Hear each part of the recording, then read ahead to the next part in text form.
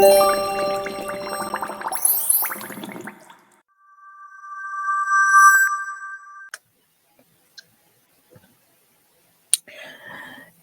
y'all, hey, it's me, Christina McCrary on Facebook, aka Xtina McCrazy on TikTok and Instagram, host of McCrazy's Place, the Lightning Bolt Chronicles, and Thursday Night Live, all of which have Instagrams and various YouTubes and Facebooks.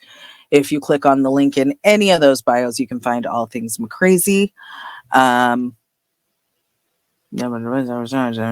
all presented to you by Sarkarigans Media Group, SMG or SMD. Welcome back to the Lightning Bolt Chronicles. Lovely co-host, please introduce yourself. Hi, I'm Erica. I'm a Hufflepuff, and we're here, and we're doing the thing. Let's make magic and stuff. I love that we're doing the thing. Yeah. That's just... Okay, so we are back for Chronicle 1-9, which means we are doing Book 1, Chapter 9, The Midnight Duel. And Erica, I believe it is your turn to give the chapter summary, friend. It's my turn. All right. The Midnight Duel. There are so many book verses, movie moments here. There's a lot going on. We meet a lot of new characters. Let's just do the rundown. So basically in the Midnight Duel, I love the very first sentence, and I want to read it specifically because it's everything. Harry had never believed he would meet a boy he hated more than Dudley. But that was before he met Draco Malfoy. In and of itself, that's pretty fantastic because this is where the passion, the very strong hatred for Draco Malfoy begins, and we get to see it. the despising and the nasty taste in the mouth. Oh yeah. So there's a lot. Draco's a douche. Yeah. That. So there are a lot of really high highs and not low lows, but like sticky moments in this chapter. So basically, we're gonna learn to fly. This is the most exciting part, right? Like, truly, I mean, sure, doing potions and using your wand, all that stuff. Yeah, it's all part of being a wizard, but learning how to fly on a broom, that's up there. So everyone is nervous, right? All the first years are nervous. In particular, Neville, who we come to find out is a massive klutz, super clumsy. So it's, not a good idea for him to be off the ground. And Hermione, who, try as she might, she cannot learn how to fly a broom from a book. Yes, May I read the passage? I need to read the passage. Neville had never been on a broomstick in his life because his grandmother had never let him near one. Privately, Harry felt she'd had good reason because Neville managed to have an extraordinary number of accidents, even with both feet on the ground. An extraordinary number, not like a normal number or an occasional number. Neville has extraordinary numbers of accidents with both feet on the ground. Yeah. And we learn about those little by little. So at the beginning, we learned when Neville was growing up, his family thought that he was a squib for a really long time, like that he was non-magical for a really long time, because typically your magic shows in unexpected ways when you're there scared. Are traces. Yeah. And like little wisps of magic happen here and there. But for Neville, that never happened until his uncle dropped him out of a window, right? So yeah, he's scared, super scared. And then for Hermione, who is born of Muggle parents, she has no idea. Everything is also new to her, and she tries to absorb everything through books. And this is a hands-on learning process, right? She can't, try as she might, read Quidditch Through the Ages. She's reading Quidditch Through the Ages, and Neville's over there like, tell me more. Let me learn with you. No. She bored them all stupid, is what the book says. From flying tips she'd gotten from the library book called Quidditch Through the Ages. Yeah, she bored them all stupid at breakfast. She's thinking she can learn this through a book, but there are certain things that are just hands-on, You can read the instructions, but practical is practical, kid. Yeah. And then we meet Madam Hooch. Madam Hooch is the PE teacher. Can we, in layman's terms, PE teacher, right? She's the broom riding instructor and the Quidditch match referee, and many other things.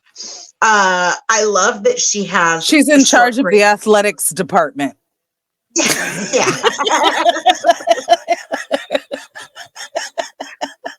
So she has short gray hair and yellow eyes, hawk-like eyes, which I love that the fact that the movie actually got this quite spot on, I feel like.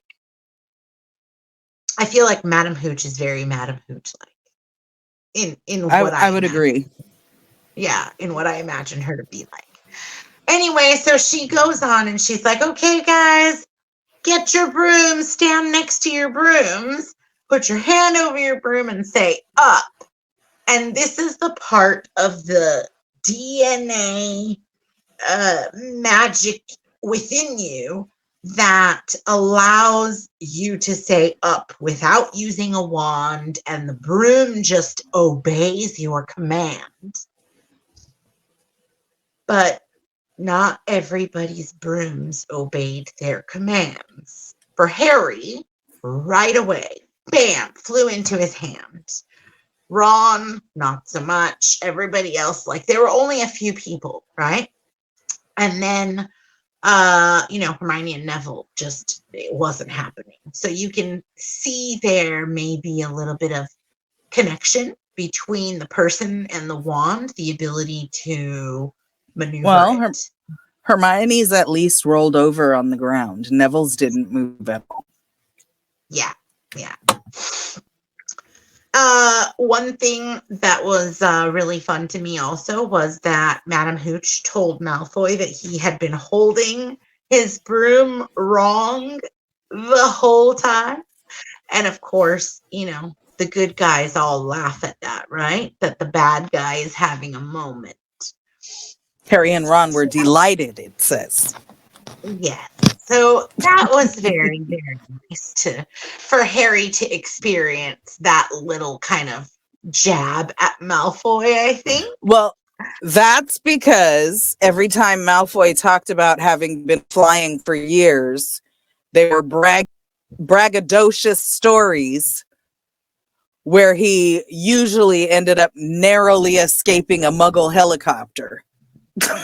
Yeah, but also the other kids also had these outlandish stories about flying on brooms, right? I think it's not completely. Seamus said he flew up and down the countryside, which if you live in a rural enough place, why not? Because the Weasleys would play Quidditch in their yard or whatever in the side. Yeah, but okay, up and down the countryside is very different from playing in your house area. If you've got a couple acres, or if you've got an acre, or if you have some amount of land, that you live in a rural place and people can't see you flying around. You can't just fly up and down the countryside. I don't think Hey, he's Scottish. Maybe he lives somewhere where there's not a lot of people and he can fly up and down the countryside. Maybe. I don't know. I've never been. Me neither, but it looks like a lot of trees. Yeah. Yeah. It does look very kind of Japanese-ish, actually. All right. Anywho. Japanese. All right. Sorry. It's okay. So then we go on to where Neville has one of his patented accidents. He is so nervous. Wait. Nobody saw this coming? Neville and a broomstick? Nobody saw this accident coming at all? There wasn't? Sorry. This is part of us learning about just how clumsy Neville is, right? You know, like, dude, the first spell Neville should have learned was that one where you cushion yourself from a fall, because he falls a lot. That one. There you go. That one would have stopped this catastrophe. Yeah. Well, but he was okay. So according to the book, he was ricocheting off all kinds of things. Right. So he quite literally he kicks off early. He kicks off early because he is nervous and jumpy, frightened of being left on the ground. He pushed off hard before the whistle had touched Madame Hooch's lips. He rose straight up like a cork shot out of a bottle. Super high, right? Just going up, and up. And then starting to pummel down, white-faced, gasp, slip sideways off the broom, and bam, right? Yeah. Broke. Face down in the grass. He didn't ricochet off of anything. That was in the movie where he ricocheted off of all kinds of stuff and got caught on the spear and yeah, no. In the book, he literally just goes 20 feet straight into the air, falls off the broom, and bites it hard. Up and then so then Madame Hooch obviously has to take him to the hospital wing, although for foreshadowing, okay? If a student can fix someone else's broken bone, why can't Madame Hooch just fix his wrist? I assume there's protocols. But she's a fully qualified adult witch. Is she? Isn't she? I mean, we assume so, but is she? Yeah, I mean, I don't... She's an athletics witch.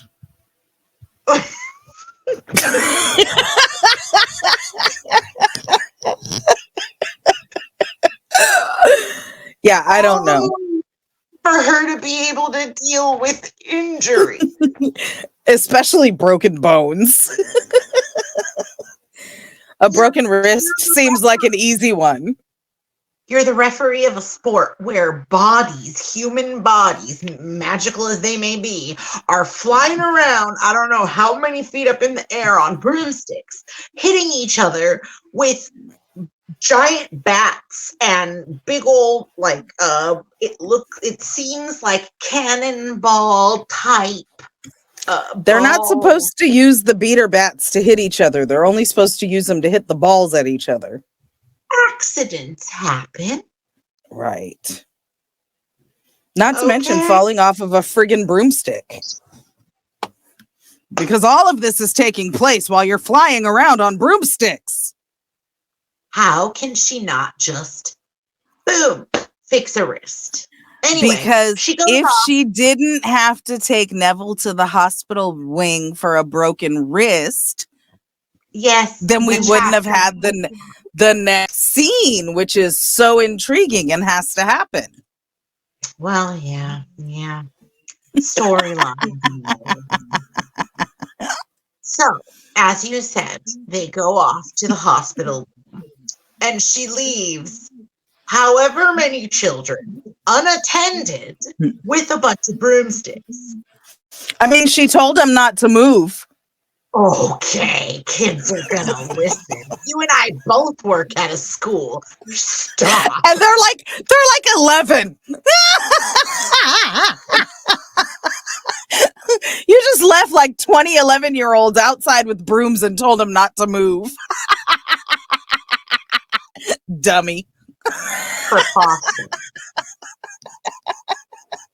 Anyway, so of course, as we said before, Hermione was being Hermione when she was trying to study flying out of a book. Now, Malfoy is being Malfoy as he does and tries to bully the crap out of people. He sees Neville's Remembrall. So his grandmother gave him a gift, and the gift is a Remembrall, which would you like to tell the description of the book? Description of the Remembrall? So the Remembrall is a glass. Is it glass? Yes, it's a glass ball. It's a glass ball slightly larger than a large marble, or about the size of a large marble. When you squeeze it in your hand, if it glows red on the inside, it means you've forgotten something. Now, poor Neville, as soon as he touched it, it burned scarlet. Right. Naturally, it's full of white smoke. Oh, okay. And then the As it smoke just will... sits there. Yeah, like it's cloudy white smoke. If you hold it in your hand and you've forgotten something, the smoke will turn red. And of course, the moment Neville touched it, it turned scarlet. And then he was trying to figure out what he was supposed to remember. Exactly. Seems like a Remembrall would give Neville anxiety. Right? Like, why doesn't it tell you what you forgot? This is a dumb 8-ball. It, like, for having all the magic that they have, it's like, why doesn't it tell you the thing you forgot? If you just tell me I forgot something, I know when I forget things. It's the what did I forget factor that I want to know. Well, anyway, you don't get to know what you forgot. You just get to know that you forgot. Yeah. So Neville going through his flight, his 20-foot drop. Accidental flight. He drops his Remembrall and Malfoy picks it up and he's like, look, you know. And Malfoy is a bully. He's not kind. So he basically, he says, look, it's that stupid thing Longbottom's Gran sent him. Being so kind, right? And then Harry, of course, being the, Gryffindor that he is like, let me stand up to you and try to get it back. And he's like, no, I'm going to put it somewhere else. And here comes the fun. Harry gets on a broom for the first time. And he is elated. He's like, holy bananas. This is something that I can do. This is something that I can feel in my body, in my blood. I know what to do. He said Harry knew somehow what to do. He leaned forward and grasped the broom tightly in both hands, and it shot toward Malfoy like a javelin. Malfoy only just got out of the way in time. That's how good he is, right? Harry made a sharp about face and held the broom steady. A few people below were clapping. So people are like, yeah, Harry, you can do this. I love this part for Harry. Love, love, love it. Ron's like whooping and stuff, right? And then Harry and Malfoy have a small exchange where he's like, there's no Crab and Goyle up here to help you out. It's just you and me, one-on-one, baby. Mano a mano. Let's go. And Malfoy's like, oh, that's right. Oh, okay, I'm just kidding. He's like, go get it. And he just throws it, right? And so Harry dive bombs, goes to get it, catches it. All miraculous, fantastic flying. And Professor McGonagall spots him out of one of the windows. So she rushes down there, and she's basically, tearing into Harry about how never in all my time at Hogwarts, how dare you? You could have broken your neck, blah, blah, blah, this and that, right? Trying to get him in trouble, well, seemingly upset at him. And then she's like, come with me, Potter. And they walk through the castle, and Harry is beside himself, thinking of what's going to happen next. Do you think, maybe he can possibly be like Hagrid, and maybe, he can still stay at Hogwarts like a gamekeeper. He can help Hagrid out. That would be okay, but then he'd be sad because Ron and Hermione are learning to become witches and wizards and this and that. Then they're walking through, and Professor McGonagall stops at a classroom, and she goes in, and she asks to see Wood. And Harry is like, borrow. She used the word borrow. yes. Excuse me, Professor Flitwick, could I borrow Wood for a moment? Wood, thought Harry, bewildered. Was Wood a cane she was going to use on him? So he's freaked out. Out comes this boy, and Professor McGonagall's like, this is Oliver Wood. Wood. He's captain of the Quidditch team. I found you a secret. And Harry's like, he doesn't know these terms and stuff. So he's like, what? What? I don't understand what's happening still. So she's super excited. They're talking, and she's like, he caught this with his bare hands, first time on a broom, on a 50-foot drop, or however much drop, like a deep dive. Didn't hurt himself. Charlie Weasley couldn't have even done it. She's comparing him to the great Charlie Weasley. And it's fantastic, right? Like something that he's good at, something that he's getting praised for, something really good is going to come out of it, right? And he's the new Gryffindor Seeker. The youngest in a century. So exciting. And he is going to get a broom. Now, he gets this broom. It's all wrapped up. We can't see it, but it comes in the mail.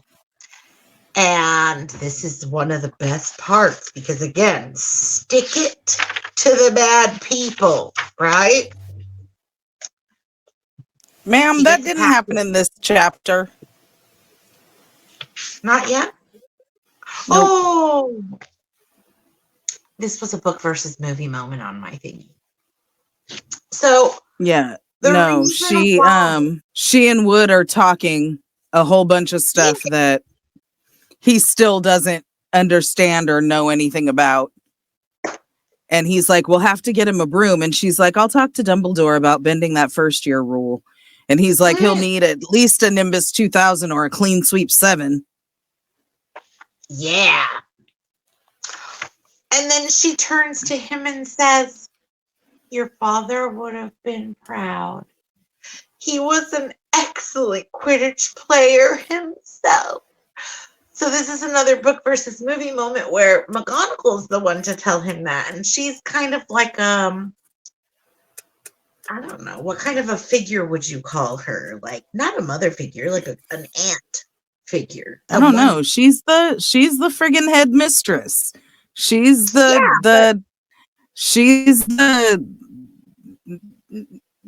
it's as good as talking to Dumbledore. Yes, but Harry has kind of a closer connection to all of the teachers than the other students. That's true. So there's a little bit more to it when she says something like this, you know? Well, especially because she's usually so stoic. Yes, very stoic. Stoic. She says, it says, Professor McGonagall peered sternly over her glasses at Harry. I want to hear you're training hard, Potter, or I may change my mind about punishing you. Then she suddenly smiled. That was the part that got me. Your father would have been proud, she said. He was an excellent Quidditch player himself. Okay. That was the part that got you. Yeah. Her suddenly smiling. Because remember, when the very first time he saw her, he was like, Harry's impression of her was she was someone you didn't mess with. Right, exactly. When they gathered up the first years for the sorting. Yep. So then he tells his good news to Ron, and Fred and George, who are on the team, are like, yes, this is so exciting, right? And of course, here comes Malfoy and Crabbe and Goyle, and he's like, oh, hi, Malfoy. You know, you're not so brave now that you're on the ground, right? So let me see, what does it say here? Oh, it says, so Fred and George had hardly disappeared when someone far less welcome turned up. Malfoy, flanked by Crabbe and Goyle. And Malfoy says, are you having a last meal, Potter? When are you getting on the train back to the Muggles? Because he totally thought that he was going to be expelled, right? But it turns out, obviously, that he wasn't. And here comes the fun part. Now comes the reason why this chapter is called the Midnight Duel. Malfoy says, I'd take you on any time on my own. Tonight, if you want, a wizard's duel. Wand only, no contact. Of course, no contact, because Malfoy. What's the matter? Never heard of a wizard's duel before, I suppose? And of course, Ron. So fantastic. Of course he has. And I'm his second. Who's yours? That's a ride or die right there. That's a friend. I love it so much. So then after he leaves, Harry's like, what's a wizard's duel? Like, I don't know. But Ron wasn't about to tell him in front of Malfoy. And what do you mean you're my second? Exactly. Well, a second's there to take over if you die, said Ron casually. Exactly. Another line I absolutely adore. Harry says, and what happens if my wand, like, what if I wave my wand and nothing happens? Ron says, throw it away and punch him on the nose.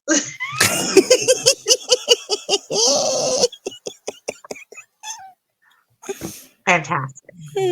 Absolutely. No, I'm sorry. The better exchange there is when Hermione comes over. Because she goes, so it's right after that. Throw it away and punch him on the nose, Ron suggested. Excuse me. They both looked up. It was Hermione Granger. Can a person eat in peace in this place? Said Ron.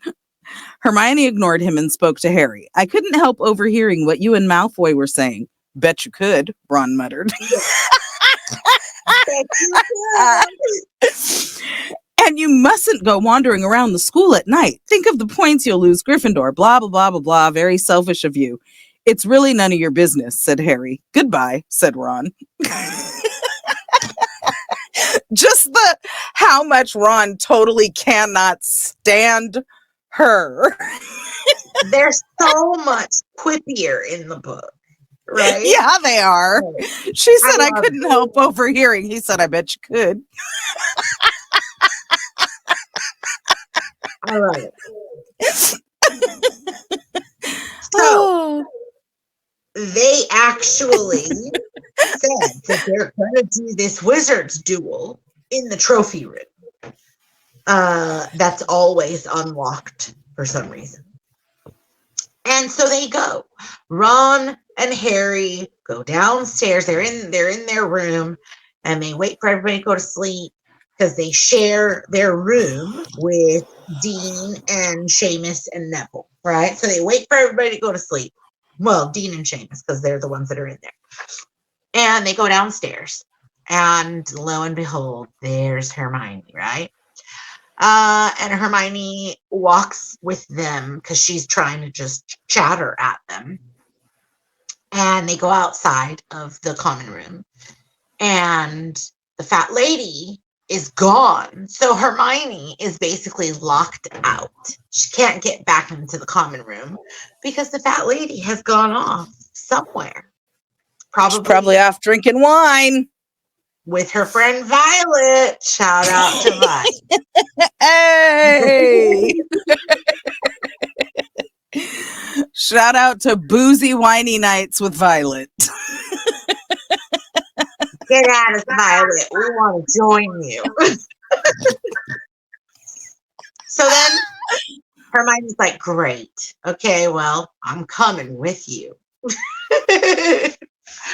So they start going over to the trophy room. And lo and behold, they find Neville along the way because he forgot the password. He's curled up in a ball, basically just sleeping. And you know, he can't get back into the common room. So now it's all four of them rocking out, which in the book, it's only three of them. Neville is not part of the party. And they go to the trophy room, and then what happens? Malfoy doesn't show. Malfoy is a big fat fink. Malfoy finked on him to Filch. And so not a big Filch, fat fink. Yeah. Sorry, go ahead. He is. He's nothing but a fink. So he's a big fat fink. He tells on them, and Filch is there with the cat, of course, Mrs. Norris. And so they're like, run for it. So they run, and they end up where else but the third floor corridor that they're not supposed to be at. And, you know, they end up meeting a very interesting new character. Would you like to introduce this new character? They come upon a locked door. They have nowhere else to go. Hermione snatches Harry's wand and uses the Alohomora spell to unlock the door. They go inside. They're hiding against the door. They're listening for Filch on the other side, but Neville's very frantically yanking at Harry's robe. And finally, Harry's like, what? And he turns around, and it says he saw exactly what, like when he turned around. Standing behind them in what is supposed to be this locked, what they thought was a room, but is actually the third floor corridor that was forbidden at the original feast, not even 2 weeks ago, is a very, very, very large dog. Very large, with 3 heads. They were looking straight into the eyes of a monstrous dog, a dog that filled the whole space.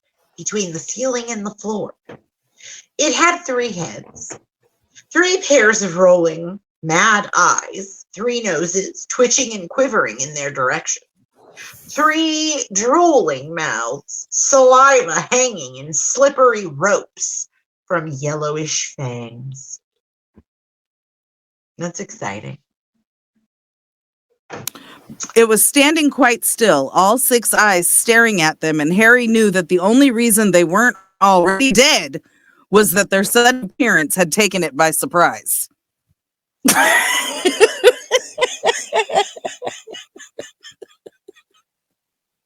I mean, if you don't need a change of underwear at this point, I don't know. Harry said, F it. He was like, if I got to choose between Filch and death, I choose Filch. And so they bust out of the door.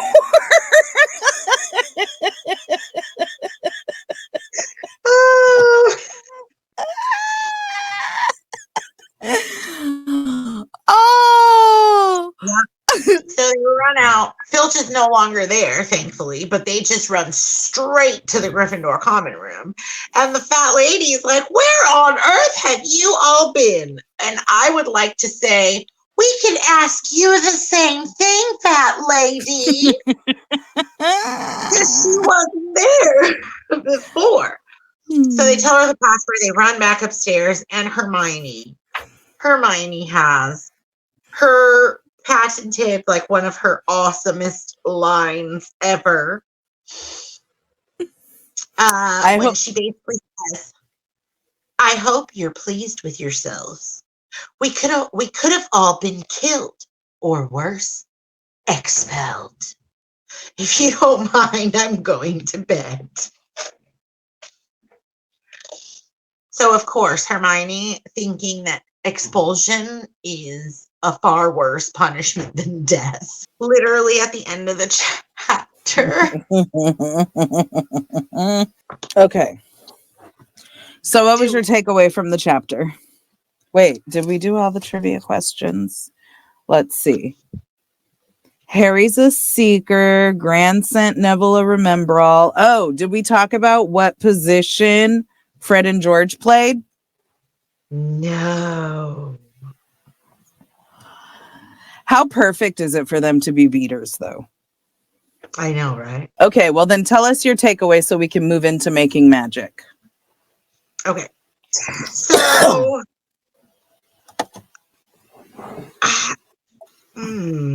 what is my takeaway?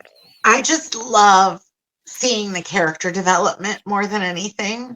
Literally, I wrote Hermione being Hermione, Malfoy being Malfoy, Neville being Neville, Ron being Ron.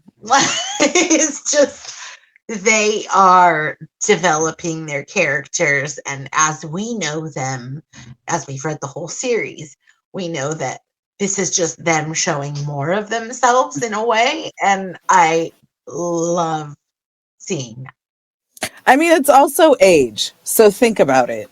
Later on, they fully appreciate Hermione's know-it-allness and cleverness and always knowing some stuff. But because they're like, right now, Hermione. Yeah, but right now, 2 weeks in, when she's bored them stupid at breakfast about Quidditch tips and flying tips, and it was, for me, it was the Ron. It was the Ron Hermione, like, they clearly just cannot stand each other at this point. Like, she just annoys the shit out of him for some reason. Yeah, and the quippiness, right? Yeah, and like, it's not in the movie, but I can totally see. I couldn't help overhearing. Bet you could. Yeah. Like, it's... I'm his second. Of course he knows. I'm his second. What? Yeah. Like, it's Ron being totally down for Harry. Harry being super happy that he actually has a friend, and a friend that's super down for him. And then, like you said, just Hermione being Hermione, because... Yeah. And Harry finding something that he can do naturally. That came to him so easily and naturally. Yes. And then being told that it's actually because it comes from his dad. Like, yeah. They're starting to connect to his parents and his life as a wizard that he didn't even know he had. It hasn't even been 2 weeks. Yeah. It's the Thursday of the second week, so they've barely made it through 2 weeks. Hermione is a know-it-all and Ron can't stand her. Harry has figured out that he's the first year on the Quidditch team in over a century. Yes. Yes. Yeah, it's the things are coming. It's all shaping up. And also the cool thing about he's part of this Quidditch team, right? And Fred and George are on the team too, right? They're beaters on the team. So he gets to be the keeper. Oliver's Seeker. the seeker. Oliver's the keeper. And then Fred and George, they're the beaters. And then you've got who is it? Alicia and... There's 3 of them. It's Alicia, Angelina, and Katie. And Katie. That are the chasers. The chasers, yeah. But yeah, The so three, like the that's 3 girls. cool. Yeah, that's super cool to watch. Yeah. Develop. And then Oliver's like super excited. So he's like, let's keep it a secret and not tell anybody. But Fred and George, because they're on the team, they come up and they're like, oh, Harry, that's so cool. Oh, yeah, we're on the team too. We're readers. Because the only person he told obviously was Ron. Well, I mean, yet another connection to the Weasley, right? Yeah. Yeah. And how cool they are as a family in the wizarding world. Because Charlie Weasley was also an accomplished seeker. McGonagall even said Charlie Weasley couldn't have done it. Yeah. And Malfoy, just a big fat fake. A big fat fake. Yeah, we don't like Malfoy. Malfoy, he's also a coward, bro. Like, I don't like Malfoy. He's not of good character. He's of questionable character. Questionable morals character. Yes, that part. All right, so shall we do it then? Is it time to make magic? It's time to make